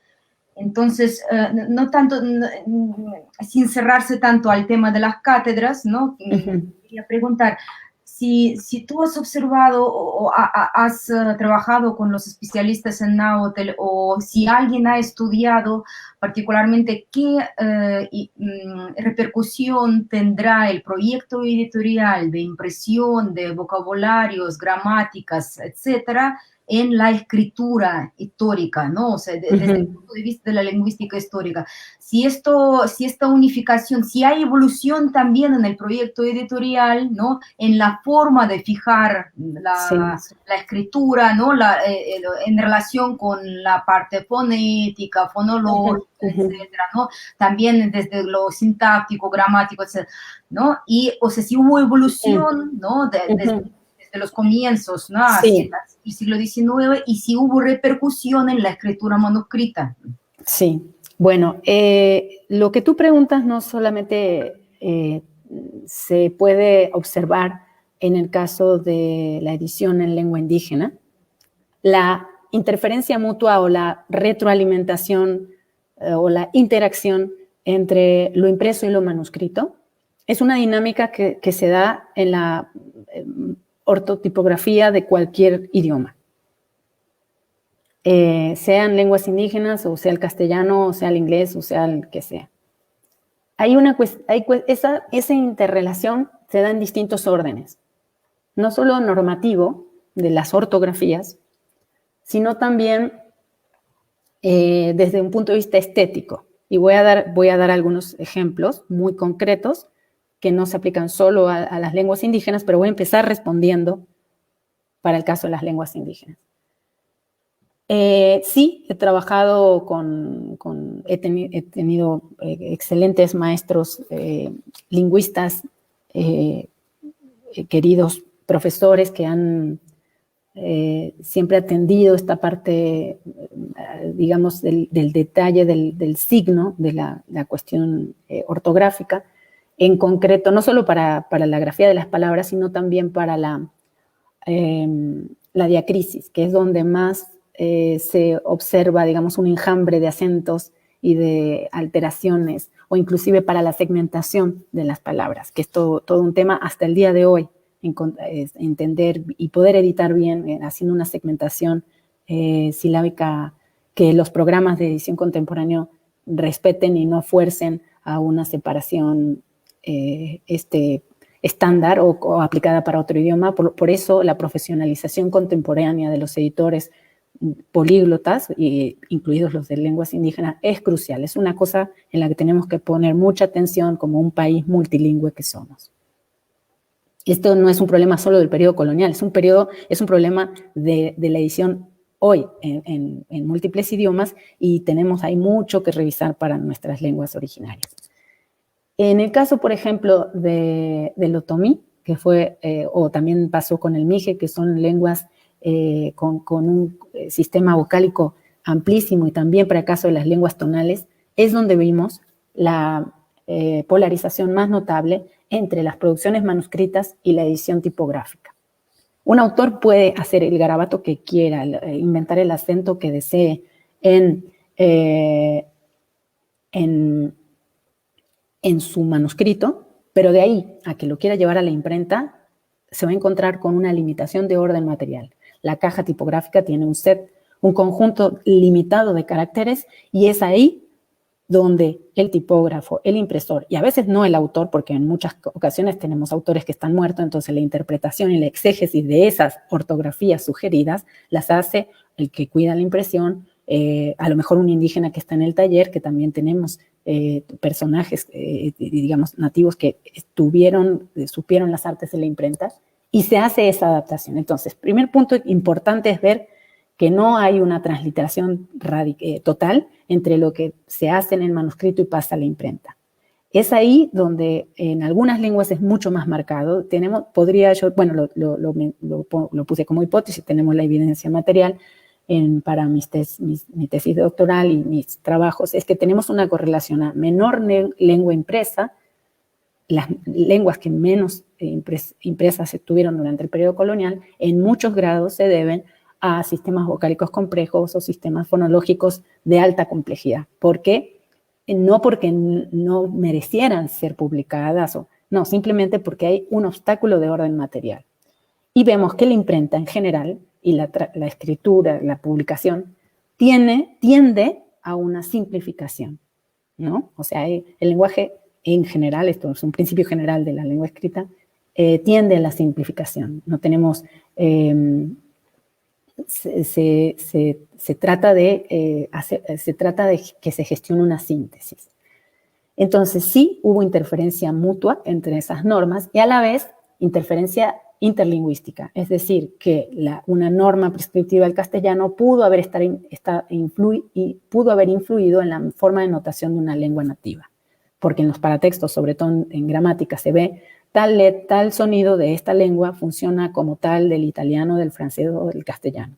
Entonces, los factores para el establecimiento de una ortografía y luego de una edición tipográfica en una lengua son multidimensionales. Y tenemos la posibilidad en la lengua impresa de ver, porque a veces son muy ricos los paratextos, y literalmente el autor dice, en esta edición voy a usar indistintamente el acento agudo, grave y circunflejo porque la imprenta no tiene suficiente material de imprenta. Lo dice explícitamente.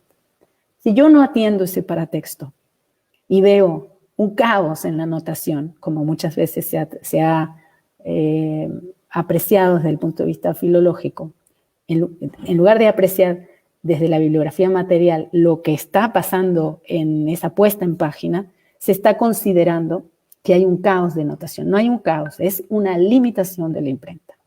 Ese caos es susceptible de ser analizado. Puede haber una cierta recurrencia, porque tenemos a la vez fez de ratas. Es decir, con las fez de ratas nosotros podemos tener el horizonte sugerido de conciencia del error. Es decir, qué cosas se tuvieron que corregir para no generar un error de interpretación. Entonces, la forma de responder esto que me estás preguntando es el análisis de, por ejemplo, recomposición del conjunto de caracteres que de cada obra en particular, más la revisión de sus fez de ratas, es un elemento fundamental para ver qué tanto se corrige y qué tanto se deja, no solamente en textos gramaticales, sino también en textos doctrinales, porque tenemos toda una normativa religiosa muy intensa, pero también tenemos un horizonte estético. Los autores siempre tuvieron una percepción de tenían una imagen mental de ediciones bonitas y bellas. Algunos de ellos opinan quiero que mi edición se parezca a las de Roma o que tenga los mejores grabados. O sea, no es que quería que le publicaran cualquier cosa, ¿no?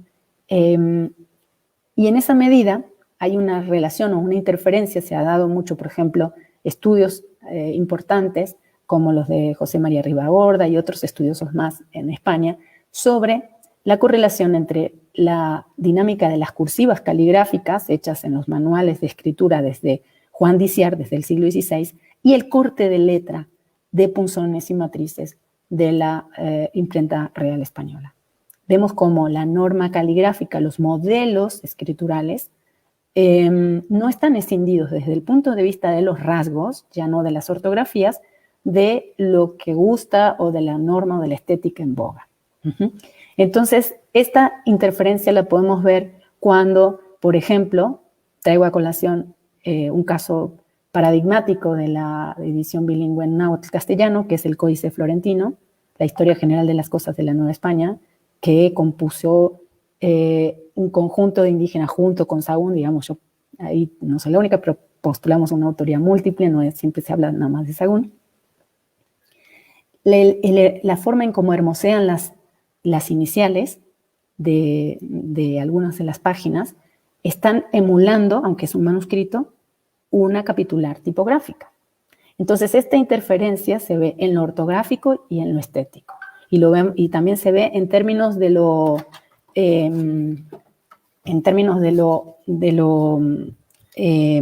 la puesta en página, ¿no? Cómo se ponen los florones, cómo se ponen distintos elementos. No sé si respondí más o menos tu pregunta.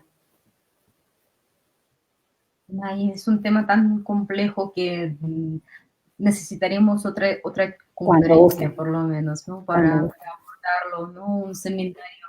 Vamos, nos escribe Antonio Ruiz y pregunta sobre los alabados. Bueno, dice, quiero preguntar qué tan frecuente es la presencia de alabados u otros textos para ser cantados. Aquí nos presentó un ejemplo y yo he encontrado un par de alabados en náhuatl impresos en hojas sueltas. Lo que no he encontrado aún son alabados en otras lenguas. Es una muy buena pregunta. Solamente he visto, bueno, lo mencioné aquí, te puse el ejemplo en una de las ediciones en náhuatl. Yo desconozco qué tanta publicación se hizo para otras lenguas, sinceramente.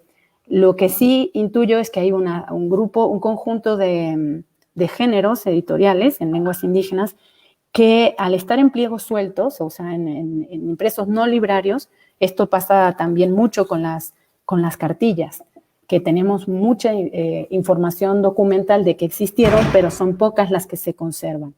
Entonces, me temo que en el caso de los alabados pueda ser una parte de la respuesta el hecho de que no encontremos tanto, salvo que estén encuadernadas en misceláneas en algún acervo. Pero desafortunadamente desconozco, no puedo responder con propiedad, es una respuesta desde el punto de vista, o sea, la evidencia que nosotros estudiamos mucho de los fenómenos a partir de lo que se conserva.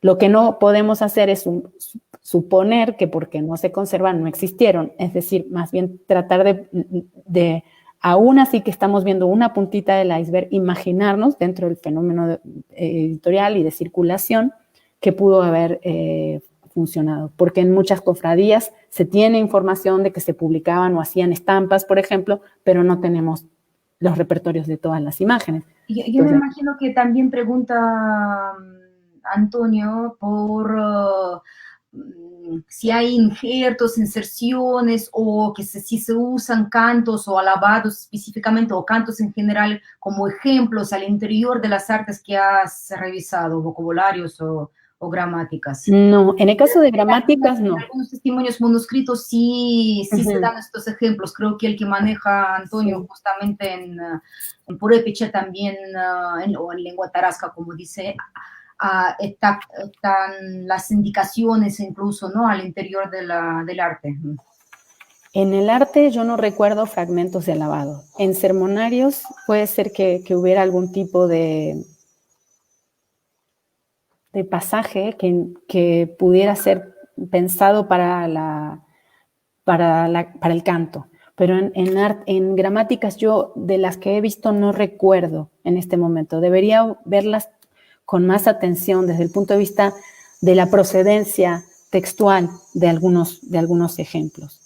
Me atrevo a pensar que no sería tanto en la edición de gramáticas donde se pudiera encontrar como en las de los sermonarios. Me atrevo a pensar, pero es una... No he estudiado eso, no lo conozco. Viene una nueva pregunta. En las reimpresiones de gramáticas hay comentarios o ciertas modificaciones que los clérigos hicieran a las gramáticas anteriores, tal vez actualizaciones que consideraran pertinentes para el tiempo de la reimpresión. Se me ocurre que tal vez ciertos clérigos que supieran estas lenguas y entraran en contacto con ellas a través de los hablantes podían aportar ciertas observaciones lingüísticas a las gramáticas en las reimpresiones, etc. No de manera explícita, o sea, sí les enmiendan la prana, pero no siempre lo dicen de manera clara. Hay transformaciones porque, por ejemplo, el conjunto, digamos, de letras con los que se imprimen y a veces los formatos cambian, ¿no? Entonces, sí hay modificaciones en la estructura general y yo me atrevería a pensar que habría que ver a nivel microtipográfico. Voy a dar algún ejemplo. Por ejemplo, nosotros tenemos para el siglo XVII hay una inestabilidad en el uso de la B y la U como signo vocálico y como signo consonántico. Esa inestabilidad en la norma ortográfica, que no es que es adrede, sino que es un uso ambiguo y no se refleja solamente para las lenguas indígenas, también para el castellano, es algo que se va a discontinuar en el siglo XVIII. Entonces, si por enmienda vemos una transformación en la ortografía, que en una portada tengamos la palabra lengua, esa U de gua con V y luego la veamos corregida, en realidad no podríamos necesariamente atribuir a que es por un autor. Lo que sí dicen, y eso lo dicen en los paratextos, es que retoman algunas de esas otras gramáticas. A veces sí lo critican, pero no siempre son muy explícitos. Yo sugiero para responder esa pregunta, sí remitiría al libro que señalé la portada en negro de la doctora Ascensión Hernández. Ella, de cada gramática, hace una descripción de la estructura del contenido y también del perfil filológico del autor, que es muy importante para poder entender lo que algunos estudiosos han postulado, por ejemplo, como la escuela jesuita o la escuela franciscana para la acentuación de ciertas palabras. Eso habría que cruzarlo a la vez con las normas editoriales de un taller determinado. Lo que sí podemos ver en algunos casos es que alguien dice que no tiene suficiente dinero para imprimir un cierto volumen o un cuadernillo completo, ¿no? Entonces, a veces acortan las ediciones, pero por una cuestión de orden financiero, no tanto porque consideren que no es meritoria de ser impresa. Eso es lo que podría decir. Bueno, se me ocurre preguntar también en los ejemplares que has revisado, no solamente de los que mencionaste hoy, ¿no? En la conferencia, pero en general, ¿has visto correcciones manuscritas, anotaciones sobre sí. ¿Qué comentan en ese tipo de libros los poseedores? Mira, como yo no tengo una formación lingüística que me permita dilucidar ese tipo de marginalia. A veces está el libro completo muy corregido, muy comentado. Es como, no son tanto correcciones como un libro de uso. Y a mí me hace pensar que en algunos casos se debe a que no era muy fluido el usuario, el poseedor, y que por eso en realidad necesitaba tener todo el tiempo. Es como si fuera una edición pareada, pero con nota al margen. Porque lo que sí tenemos que saber es que en las ediciones bilingües con las que contamos, nunca hay un 1 a 1 del texto. Es decir, el náhuatl nunca corresponde completamente al castellano y viceversa. Entonces, algunas de las notas marginales se refieren a una traducción prácticamente completa. En otros casos, lo que sí se puede ver es que habría anotaciones de una variante de lengua local. Por ejemplo, tenemos muchas ediciones que reflejan el habla del náhuatl, por ejemplo, en la Ciudad de México, pero vimos que luego se tuvieron que publicar de Guadalajara o de Puebla. Eso, si un clérigo necesita usar ese material, no le va a servir si hay una variante que no está reflejada en la impresión. Por esa razón, a veces las notas marginales reflejan una expresión local. Y también tenemos probatio calami, es decir, garabatos, algunos dibujitos. No se aprecian, no se observan discusiones en sí digamos, del orden teológico, y a veces vemos que inclusive en la Fez de Ratas los propios correctores comentan que hay un conjunto de erratas menores que el lector podrá enmendar con su propio conocimiento. Es decir, que a mí algo que me da mucha curiosidad y que no he estudiado todavía en profundidad ni para estas ediciones ni para otras es cuál es el horizonte o el umbral de error aceptable para una edición en el periodo colonial. Porque está claro que no es solamente una cuestión de corrección lingüística y de estética tipográfica también, sino como de un parámetro de uso de la lengua, de qué es lo que se considera una norma, si no culta, si la norma convencional para un periodo determinado. Entonces, este tema es importante y tenemos para verlo tanto las Fez de Ratas como estas marginalias, porque las marginalias pueden ser marginalias de apropiación, o sea, de lectura, o de corrección, o sea, ya cuando hay una dialogía con el posible autor y te quejas. Pero no en todos los casos vemos que hay en sí un ensañamiento con la errata. Entonces es como, bueno, no sé, es un tema que me interesará en algún momento abundar. Es súper interesante, la verdad. En lo que estaba platicando pensé en otra pregunta. Bueno, es una curiosidad. Dentro de ese proceso de expansión del náhuatl como lengua franca, ¿tú sabes si en Guatemala imprimieron alguna gramática o algún vocabulario náhuatl? En náhuatl no me consta. Lo único que sí tenemos es bueno, que no tenemos, digo, sí tenemos en la Biblioteca Nacional de México una gramática en idioma guatemálico, como le dicen, o cachiquel, pero de náhuatl no me consta. Creo que de las autoras que mencioné hoy, no estoy segura si es Adriana Sánchez, eso lo podría, no me quiero equivocar, pero hay un estudio hecho por una investigadora sobre las cátedras de lenguas en Guatemala, tanto las en maya como en náhuatl. Y ella explica esa dinámica de las cátedras y de la edición. Yo no recuerdo en este momento que se hubiera publicado en Guatemala, aunque sí entiendo que se hablaba también el náhuatl, ¿no? Y bueno, y también me interesó, pero mucho esa figura bueno, quién se desempleaba en ese momento, cuando se componían estos libros, como cajista, como componedor, quién revisaba las planas, ¿no? O sea, esa figura como oculta, ¿no? Porque evidentemente se necesitaba conocimiento, ¿no? También, o sea, quisiera vincular, bueno, desde la documentación que podría consultarte. No sé si has visto alguna licencia de impresión de las gramáticas de los vocabularios.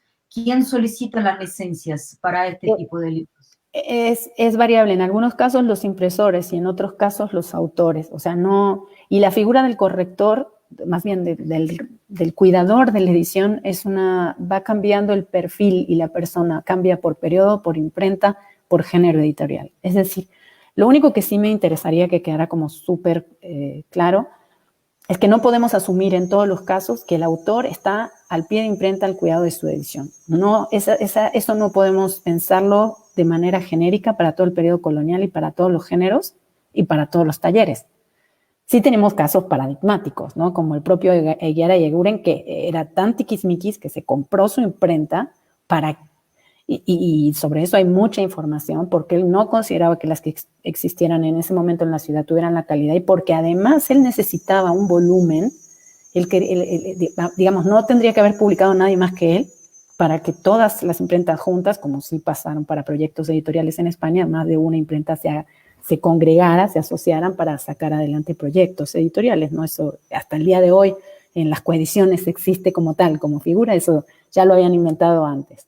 Ahora, esa figura de quien cuida la edición es una figura variable, va rotando, a veces sí es el autor, a veces es el tipógrafo, a veces es un oficial de imprenta, es decir, una persona que no es el dueño de la imprenta, pero que está, digamos, un regente, digamos, un encargado de taller. Respondiendo a tu pregunta, también a veces tenemos datos de los regentes, que son quienes tramitan ese permiso, esa licencia, ¿no? Que no son necesariamente los dueños de los talleres. Entonces, y sí tiene un grado de erudición, pero no nos olvidemos que hay varios niveles de revisión. El que hace esa revisión es una revisión ortotipográfica o de calidad de la mancha de tinta. Finalmente es un conocedor de las artes de la imprenta, de las artes del libro. Pero esos documentos después tienen que ser supervisados y revisados y cotejados contra el original. Entonces, no necesariamente necesitamos que sea Erasmo de Rotterdam, que trabajaba con los Freuben en Basilea y revisaba y cotejaba las ediciones, sino es un buen operario, ¿no? Y después se hacía esa revisión y cotejo de los originales. No se te oye. Tenemos otra pregunta. Bueno, Benito nos pregunta, Artigas, ¿qué tantos tipos se fueron modificando para dar las grafías correctas? Si por modificar se refiere a la adaptación de caracteres tipográficos, sobre todo lo que vemos es en la diacrítica, en los acentos. O sea, digamos, se parchaban algunas letras. Podemos apreciarlo, de hecho, a partir de las propias manchas tipográficas. Vemos que no es que cuando están mal hechitas, pero sí cuando vemos que hay un carácter que brinca, que salta de la línea, del renglón de lectura, es una evidencia que ese carácter fue elaborado en un tiempo distinto que la fundición completa de un conjunto de caracteres, ¿no? Entonces eso es un indicio indirecto, o por su postura, su cuerpo, su grosor. Digamos que es como si cambiáramos el carácter en el Word, digamos que le ponemos otra letra, sabemos que salta por el peso, por el color, digamos, por el negror específico. No podríamos decir qué tantos porque eso se ve en relación con cada lengua. Por ejemplo, el náhuatl es una lengua que fue tipográficamente hablando muy dócil porque no tuvo tanta parafernalia, no necesitó de una gran complejidad gráfica. Lo que sí podemos ver es que en algunas ediciones, como tiene una frecuencia relativa de la Z más amplia que el castellano, las zetas que venían en las cajas tipográficas les quedaban cortas. Entonces vemos ese carácter que salta en una Z que o es más chiquita o más grande o más repintadita. Y sabemos que se tuvieron que hacer zetas adicionales, ¿no? Pero esos punzones no existían acá y por lo tanto es así que vemos ese incremento de caracteres para el náhuatl. Pero en general el náhuatl no tuvo problemas de adaptación gráfica, más bien ahí fue la norma que se fue paulatinamente simplificando hasta tener más o menos una ortografía estandarizada, con todos los asegúnes que tiene la palabra estandarizada para el periodo colonial. En otras lenguas, en cambio, sí podemos ver más complejidades, podría decir el mije o el otomí.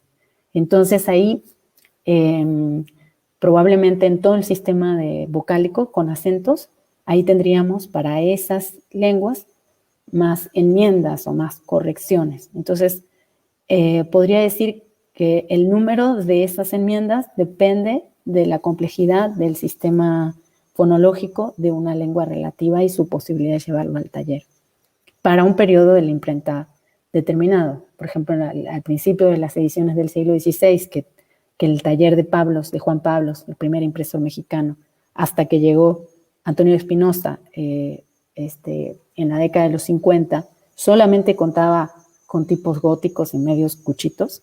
Entonces, ahí sí tenemos un problema, digamos, tenemos limitaciones materiales, pero luego ya empezó a haber cursivas y otro tipo de caracteres.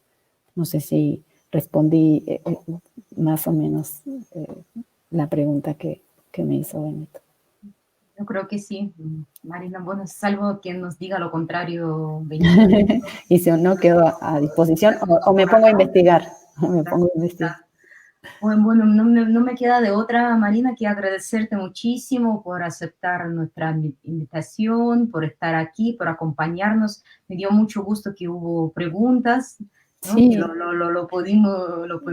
pudiste animar, ¿no? No, y para mí es fascinante porque cada pregunta, cuando me hacen preguntas, en realidad algunas requieren una investigación complementaria. O sea, hay cosas que lo que está maravilloso, primero, de que me dejan pensando, y la otra es que hay muchos temas para tesis, para artículos, para ir a ver nuestros libros. Tenemos afortunadamente en este momento, a pesar de la imposibilidad material de consultar muchos de nuestros acervos, tenemos muchas ediciones digitalizadas. Tenemos que usar este patrimonio digital que tenemos, del patrimonio mexicano, hacer mucho estudio comparado, tenemos mucho que ver, hay que ver mucho, no solo leer, sino ver, tenemos que entrenar al ojo para ver esos oficios de la imprenta, ¿no?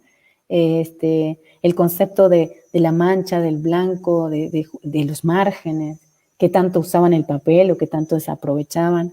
Cada pregunta que me hacen a mí, para mí es un regalo. Me da mucho gusto. Bueno, también hay que decir que estas digitalizaciones que están sacando ahora, que van aumentando, ¿no? De la Biblioteca Nacional, es una maravilla, ¿no? Sí. Nos ayuda muchísimo y han Sí, avanzado mucho, ¿no? En el último periodo. Sí, mucho. Los invitamos, la biblioteca está generando no solo nuevas digitalizaciones, sino micrositios, está poniendo la información de manera muy amable y el material está para que sea usado. O sea que invitamos ampliamente a todos los académicos, el público en general, los estudiantes, sobre todo los estudiantes, a que consulten las ediciones, y personalmente yo estoy a las órdenes. No necesariamente voy a poder responder todas las preguntas, pero cualquier persona interesada en historia del libro y la edición en México, en su amplia diacronía, pero del periodo colonial también, yo encantada de, pues al menos de reflexionar sobre posibles respuestas de esto, ¿no? Muchas gracias por estar aquí, Marina.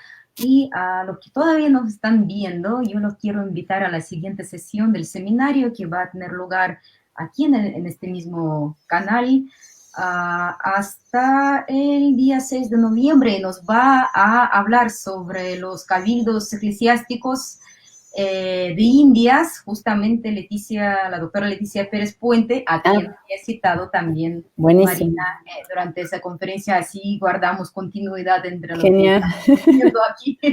Bueno, muchas gracias, Marina. Nada, gracias a todos. Muchos abrazos, pues. Igualmente, hasta que estén todos muy bien, ¿eh? Cuídense mucho. Lo más importante. Gracias. Chao.